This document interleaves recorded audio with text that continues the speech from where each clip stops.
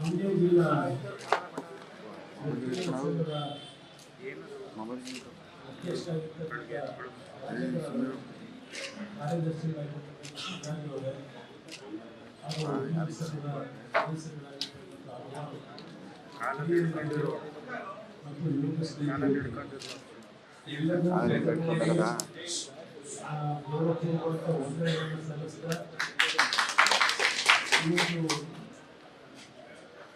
ನಾಳೆ ದಿನ ನಾಡಿದ್ದು ಏನು ರಾಜ್ಯದಲ್ಲಿ ಇರ್ತಕ್ಕಂಥ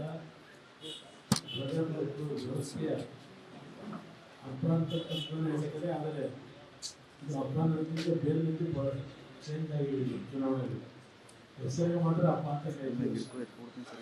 ಆದರೆ ಏನು ಮಂಡ್ಯ ಜಿಲ್ಲೆಯಲ್ಲಿ ಆಕಸ್ಮಿಕವಾಗಿ ನಾವು ಅನಿವಾರ್ಯವಾಗಿ ನಿಲ್ಲಬೇಕಾದಂಥ ಒಂದು ಸನ್ನಿವೇಶಗಳ ಉದ್ಭವ ಏನಾಗಿದೆ. ಮಂಡ್ಯ ಜಿಲ್ಲೆಯ ಅಭಿವೃದ್ಧಿಗೆ ಸಂಬಂಧಪಟ್ಟ ಹಾಗೆ ಇಲ್ಲಿಯ ಜನತೆಯ ಮತ್ತು ಸಂಘದ ಸದಸ್ಯರುಗಳಿದ್ದರೆ ನೀವು ಇಂಥ ಒಂದು ಸರ್ಕಾರಗಳ ಬಗ್ಗೆ ಜನಪ್ರತಿನಿಧಿಗಳ ಬಗ್ಗೆ ಇಲ್ಲಿಂದ ನಿರೀಕ್ಷೆಗಳಿಗೆ ಆಗಿಲ್ಲ ಅಂತಕ್ಕಂಥದ್ದು ಒಂದು ಅಸಮಾಧಾನ.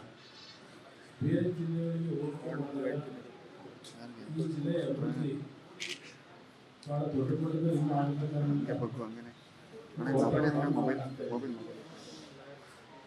ಇವತ್ತಿನ ಒಂದು ಚುನಾವಣೆ ಹಲವಾರು ರೀತಿಯ ವೈಯಕ್ತಿಕವಾದಂತಹ ಟಿಕೆಟ್ಗಳು ನಡೀತಾ ಇದೆ. ಆದರೆ ರಾಜ್ಯದಲ್ಲಿ ರಾಷ್ಟ್ರದಲ್ಲಿ ಒಂದು ಕಡೆ ಪ್ರಗತಿಯತ್ತ ಹೋಗ್ತಾ ಇದೆ, ಮತ್ತೊಂದು ಕಡೆ ರಿವರ್ಸ್ ಗೇರ್ ಹೋಗೋದು ಅದು ನಾವು ಕಾಣ್ತಾ ಇದ್ದೀವಿ.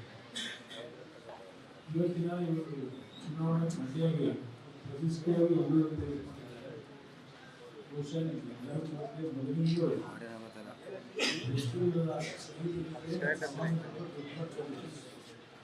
ವೈಯಕ್ತಿಕವಾಗಿ ವಕೀಲ ಸ್ನೇಹಿತರಾಗಿ ನನ್ನ ಬಗ್ಗೆ ಸ್ವಲ್ಪ ಆತ್ಮೀಯತೆ ಅಂತ ಕಂಡಿದ್ದೇನೆ. ಇವತ್ತು ಸಂಘದ ಕಚೇರಿಗೆ ಬಂದಾಗ ಉತ್ಸಾಹದಲ್ಲಿ ಸಭೆಯಲ್ಲಿ ಸ್ವಲ್ಪ ಶಬ್ದಗಳ ಕಾರಣ ನನ್ನ ಮೇಲೆ ಅಭಿಮಾನವೂ ಕಾರಣ ಆಗಿದೆ. ಹಿರಿಯರಿಗೆ ಕ್ಷಣ ಕೊಡ್ತಾನೆ. ಯಾಕೆಂದರೆ ನಿಮ್ಮ ಮನಸ್ಸಿಗೆ ಹಿಂದೆ ಒಂದು ಕಟ್ಟಡ ಏನಪ್ಪ ಡೀಸೆಂಟಾಗಿ ಮಾಡಬೇಕು ಪ್ರಾರಂಭ ಆಯ್ತಲ್ಲ ಮುಂದುವರೆ ಸ್ವಲ್ಪ ಪರವಾಗಿ ನಾನು ವಿಚಾರವನ್ನು ಎಲ್ಲರಿಗೂ ಗೊತ್ತಿರ್ತಕ್ಕಂಥ ವಿಚಾರ.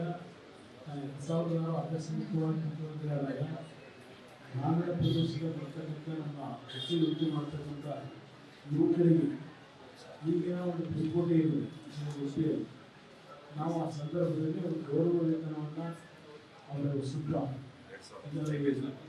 ಇದರಲ್ಲಿ ಸ್ವಲ್ಪ ಪಡೆಯತಕ್ಕಂಥವರಿಗೆ ಅನುಭವಗಳು ಬರುವವರಿಗೆ ಒಂದು ತಿಂಗಳಿಗೆ 10,000 ರೂಪಾಯಿ ಗೌರವವನ್ನು ಕೊಡಬೇಕು ವಕೀಲರಿಗೆ ಅಂತಕ್ಕಂಥ ನಿರ್ಧಾರ ಆ ಸಂದರ್ಭದಲ್ಲಿ ಮಾಡಿದ್ದಾರೆ. ಪ್ರತಿನಿತ್ಯ ಸ್ನೇಹಿತರಲ್ಲಿದ್ದ ಒಡನಾಟದಿಂದ ಪರಿಸ್ಥಿತಿ ಕೂಡ ತೀರ್ಮಾನ ಮಾಡಿದೆ. ಇವತ್ತು ಜಿಲ್ಲೆಯಲ್ಲಿ ಹಲವಾರು ನಿರೀಕ್ಷೆಗಳಿವೆ.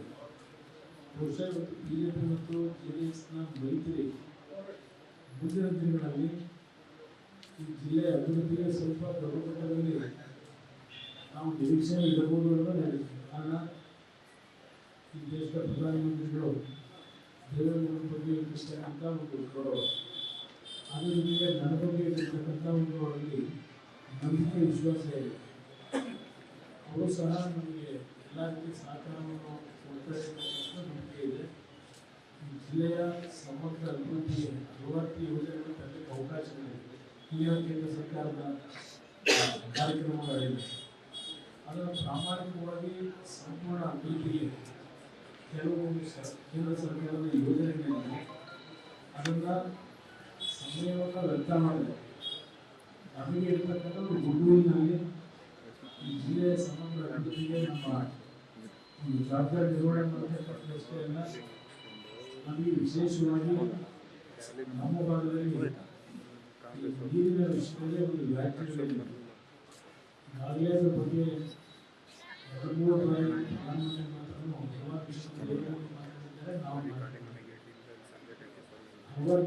ಸರಿಪಡಿಸ್ತಕ್ಕಂಥ ಅವಕಾಶಗಳು ಇದೆ.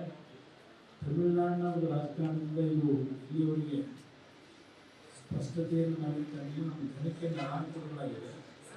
ಅದನ್ನು ಸರಿಪಡಿಸ್ತಕ್ಕಂಥದ್ದಕ್ಕೂ ಅವಕಾಶಗಳಿದೆ. ನಾನು ಇನ್ನೂ ಚರ್ಚೆ ಮಾಡೋಕ್ಕಾಗಲಿಲ್ಲ. ಬಹುಶಃ ಮುಂದಿನ ದಿನಗಳಲ್ಲಿ ನಾವುಗಳು ಪ್ರಧಾನಮಂತ್ರಿಗಳ ಜೊತೆ ತೆಗೆದುಕೊಳ್ತಕ್ಕಂಥ ಕೆಲವು ನಿಲುವುಗಳಿದೆ. ಆ ನಿಲುವುಗಳಲ್ಲಿ ಪ್ರಧಾನಮಂತ್ರಿಗಳಿಗೂ ಇವತ್ತು ಕನ್ವಿನ್ಸ್ ಆಗ್ತಕ್ಕಂಥ ನಿಟ್ಟಿನಲ್ಲಿ ಕೆಲವು ಚರ್ಚೆಗಳು ಏನು ಅರ್ಥವಿದೆ. ಮುಂದೆ ಎಲ್ಲ ರೀತಿಯ ಒಂದು ರಾಜ್ಯದಲ್ಲಿ ಉತ್ತರ ಕರ್ನಾಟಕ ಇರಲಿ, ನಮ್ಮ ಹಳೆ ಕರ್ನಾಟಕ ಇರಲಿ, ಎಲ್ಲ ಭಾಗದ ಸಮಸ್ಯೆಗಳನ್ನು ಬಗೆಹರಿಸಲಿಕ್ಕೆ ಪ್ರಾಮಾಣಿಕವಾದ ಪ್ರಯತ್ನ ಪಡ್ತೇವೆ. ನಿಮ್ಮಗಳ ಒಂದು ಹಿರಿಯರ ಮತ್ತು ನಿಮ್ಮ ಯುವಕರ ಆಶೀರ್ವಾದ ಈ ಚುನಾವಣೆಗೆ ಬಹುಶಃ ನಾನೇ ನಿಮಗೆ ಯಾರು ಹೇಳಬೇಕಾದ ಅವಶ್ಯಕತೆ. ಪ್ರತಿಯೊಂದು ಚಳವಳಿಗಳು, ಪ್ರತಿಯೊಂದು ನಮ್ಮ ಜವಾಬ್ದಾರಿ ಮಾಹಿತಿ ಎಲ್ಲರಿಗೂ ಆ ಹಿನ್ನೆಲೆಯಲ್ಲಿ ನಾನು ಸಮರ್ಥ ಅಭ್ಯರ್ಥಿ ಅಂತಕ್ಕಂಥದ್ದು ಪಕ್ಷಭೇದ ಮತ್ತು ಎಲ್ಲರಲ್ಲೂ ಆಯ್ಕೆ ಭಾವನೆ ಇದ್ದಾಗ ಪಕ್ಷಭೇದ ಮತ್ತು ನನಗೆ ಒಂದು ಅವಕಾಶವನ್ನು ಇದು ದೇವರು ನಾನು ನೀಡಬೇಕು ಅಂತಕ್ಕಂಥ ಏನೋ ಒಂದು ಗಳಿಗೆಯಲ್ಲಿ ಈ ರೀತಿಯಲ್ಲಿ ವಾತಾವರಣ ನಿರ್ಮಾಣ ಆಗಿದೆ. ಇದು ದೇವರಿಂದ ಆದೇಶಿರ್ತಕ್ಕಂಥ ನನ್ನ ಅಭಿಪ್ರಾಯ.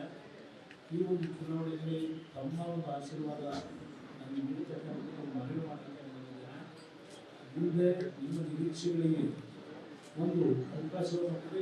ನಾನು ಪ್ರಾಮಾಣಿಕವಾಗಿ ಅಭಿವೃದ್ಧಿಗೆ ನೋಡುವಂಥ ಒಬ್ಬ ಜನಪ್ರತಿನಿಧಿಯಾಗಿ ಯಾವುದೇ ರಾಜಕೀಯವನ್ನು ಬೆಳೆಸಿದೆ.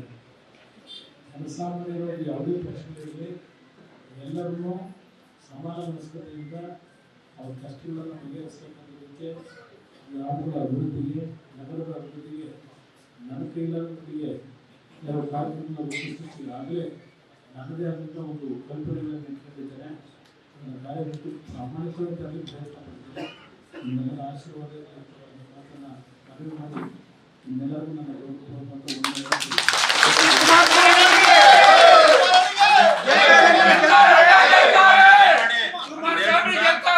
ನಮ್ಮ ವಕೀಲರದು ಬಹು ಮುಖ್ಯವಾದ ಬೇಡಿಕೆ ಅಂದ್ರೆ ಡೆತ್ ಫಂಡ್ ಅಮೌಂಟ್ ಇನ್ಕ್ರೀಸ್ ಮಾಡಬೇಕು ಅಂತ ಹೇಳಿ.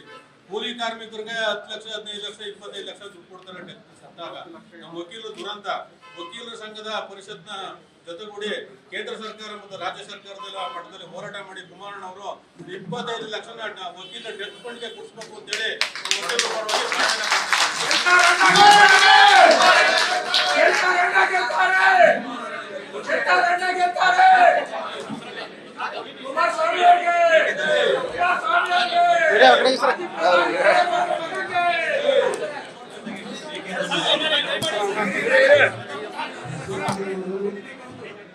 ವಕೀಲರ ಸಮಸ್ಯೆಗಳಲ್ಲಿ ಪ್ರಮುಖವಾಗಿರ್ತಕ್ಕಂಥ ಈ ಒಂದು ಸಣ್ಣ ಪಕ್ಷದಲ್ಲಿ ಗಮನ ಹರಿಸಲಿದ್ದಾರೆ.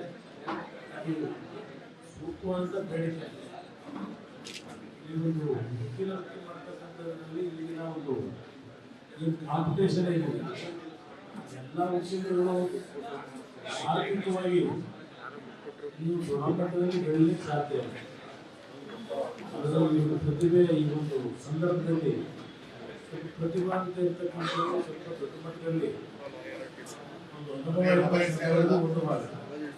ಕೆಲವರು ಜನಸಾಮಾನ್ಯರು ಹಳ್ಳಿಗಳಿಂದ ಬಂದು ಈ ವೃತ್ತಿಯನ್ನು ಮಾಡಲಿಕ್ಕೆ ನಾಯಕ ಮಾಡಬೇಕಿದೆ.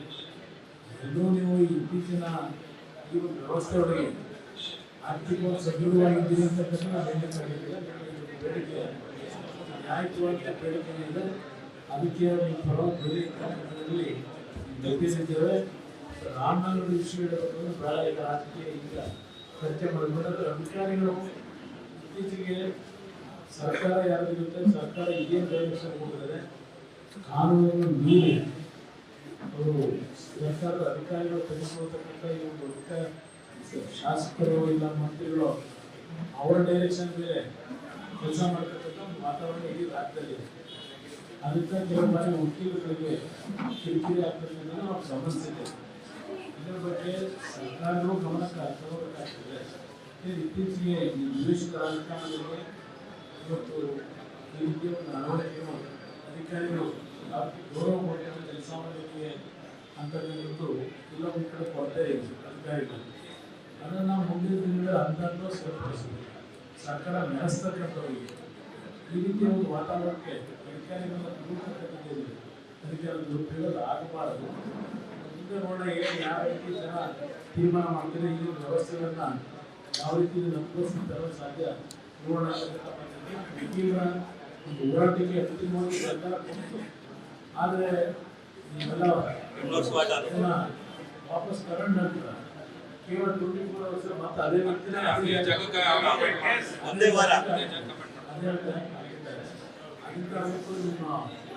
ಪ್ರತಿಭಟನೆಗೆ ಎದುರಿ ಕ್ಷಣ ಮಾತ್ರ ತೀರ್ಮಾನ ತಗೊಂಡು ಯಾಕೆ ಇಮಿಡಿಯೇಟ್ ಆಗಿ 4-5% ಮತ್ತು ಅವನ್ನೇ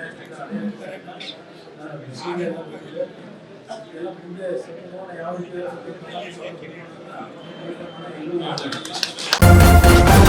ನ್ಯೂಸ್ ಫಸ್ಟ್ ನಿರ್ಭೀತಿಯಿಂದ ನಿಮ್ಮ ಪರವಾಗಿ.